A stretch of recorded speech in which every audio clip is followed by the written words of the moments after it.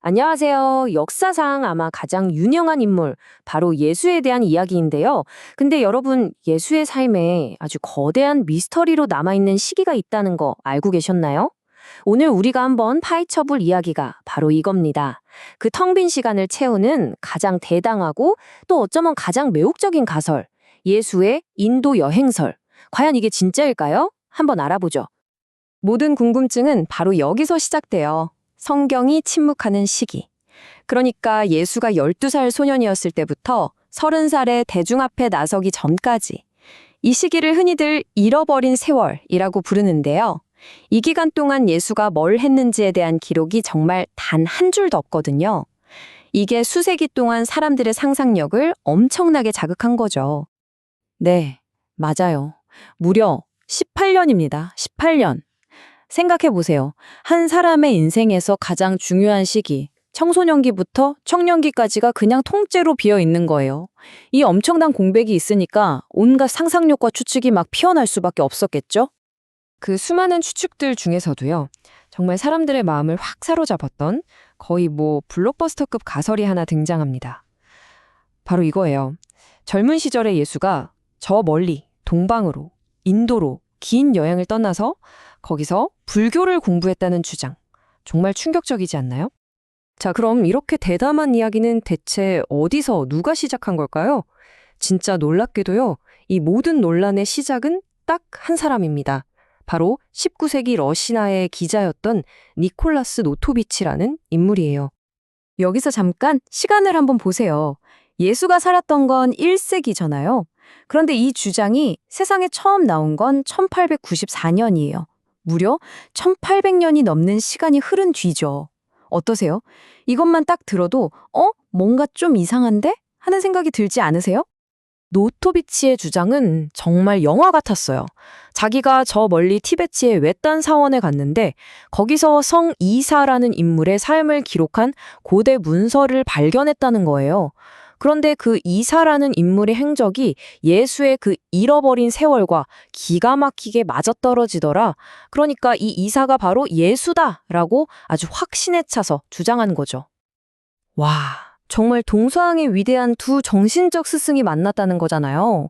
진짜 영화 같은 이야기죠.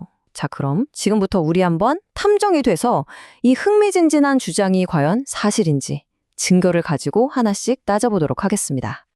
좋습니다.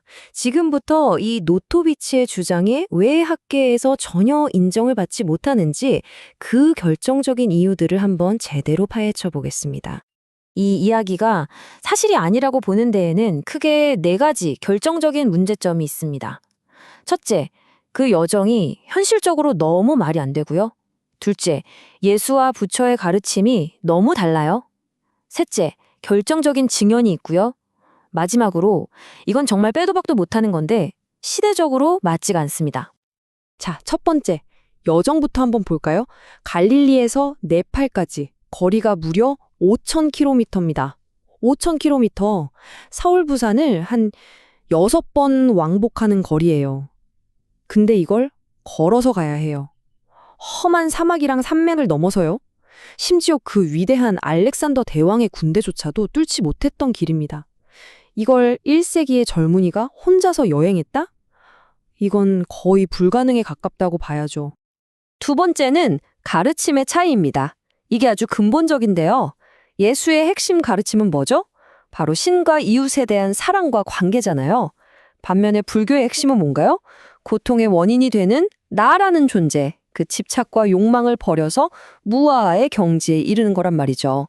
이 둘은 그냥 좀 다른 수준이 아니라 세상을 보는 관점 자체가 완전히 반대 방향을 보고 있는 거예요. 그리고 이게 정말 결정타입니다. 스모킹 건이라고 할 수 있죠. 나중에 다른 학자들이 로토비치가 그 문서를 발견했다는 바로 그 사원을 직접 찾아갔어요. 그리고 그 절의 주지 스님한테 물어봤죠. 그랬더니 주지 스님이 뭐라고 했냐면 지난 15년 동안 우리 절에 서양인은 온 적이 단 한 명도 없고 그런 문서는 아예 존재하지도 않는다고 딱 잘라 말했습니다. 와, 이야기의 출처에서부터 그냥 그런 일 없다고 부인해버린 거죠. 자, 그리고 이 내용은 사실상 이 모든 논란에 그냥 종지부를 찍어버립니다.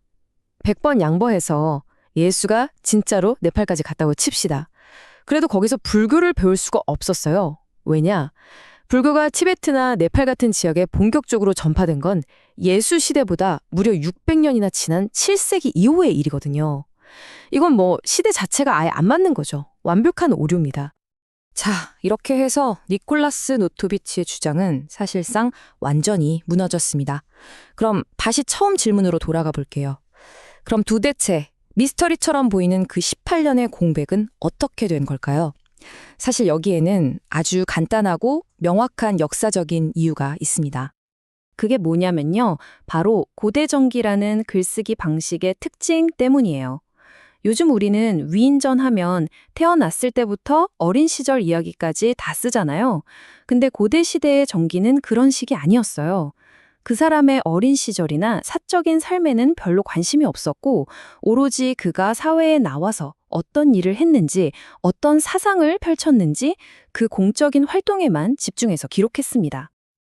그러니까 복음서를 쓴 사람들의 목적은 예수의 성장 다큐멘터리를 만드는 게 아니었던 거예요.